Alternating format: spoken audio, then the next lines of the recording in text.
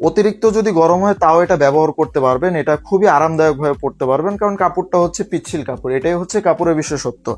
আর এটা আয়রন করার কোনো প্রয়োজন নেই, আপনি দেখতে পারতেছেন এই যে কাপড়টা এইভাবে আমি ঘষা দিচ্ছি, তাও এখানে কিন্তু কোনো ভাঁজ পড়তেছে না, তেমন কোনো মেজর কোনো ভাঁজ পড়তেছে না।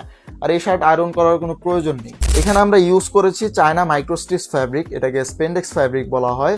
আর কালার টোটাল অ্যাভেলেবেল পেয়ে যাচ্ছেন 8টা কালার। এখানে রয়েছে black colour, navy blue, maroon, purple, ash, sky blue, olive, bottle green and white. আর যদি আমি একটু কাপড়টা আপনাদের দেখাই, মাইক্রোস্টিচ কাপড়, এটার বিশেষত্ব কি, কাপড়টাই যে এইভাবে যদি টানলে কিছুটা স্পেন্ড হয়ে যায়, এই জন্য এটাকে স্পেন্ডেক্স ফ্যাব্রিক বলা হয়। আর কাপড়টা দেখতে পাচ্ছেন এটা কিন্তু পিচ্ছিল কাপড়, আর সহজে কিন্তু ভাঁজও পড়ে না।